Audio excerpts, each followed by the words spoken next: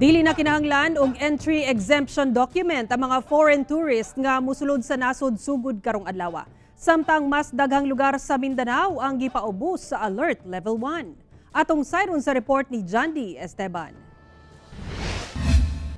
Sugod April 1, abli na ang nasod sa mga fully vaccinated nga mga langyang turista. Di na kinahanglan ang entry exemption document kon EED. Kini gi-require kaniadto isip preventive measure bato COVID-19. Pero dapat kaya po sila mag-comply sa visa o immigration requirements o gubang mga regulasyon niini. Sumala sa Department of Tourism, pinaagi sa maong lakang mabalik ang revenue sa mga apektadong tourism establishment tungod sa pandemya ug mapakusgan ang ekonomiya.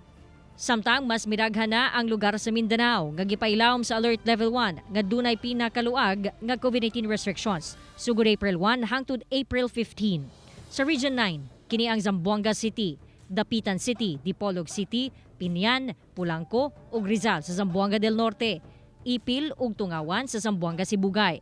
Sa Region 10, mao ang probinsya sa Camiguin, Bukidnon, mga syudad sa Iligan ug Cagayan de Oro, Bacolod sa Lanao del Norte, Clarin, Jimenez, Uzami City, Panaon sa Misamis Occidental, Alubihid, Binuangan, El Salvador City, Initaw, Lagindingan, Libertad, Lugait, Naawan, Sugbong Cogon ug Taguloan sa Misamis Oriental.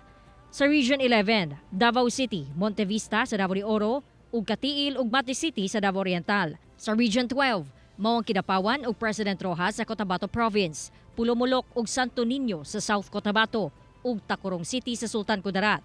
Samtang sa Caraga Region, mao ang probinsya sa Surigao del Sur, Surigao City, Butuan City, Carmen, Habonga, Magallanes ug nasipit sa Agusan del Norte, Bunawan, Loreto ug Prosperidad sa Agusan del Sur, Loreto sa Dinagat Islands, Taganaan sa Surigao del Norte ug Tandag sa Surigao del Sur.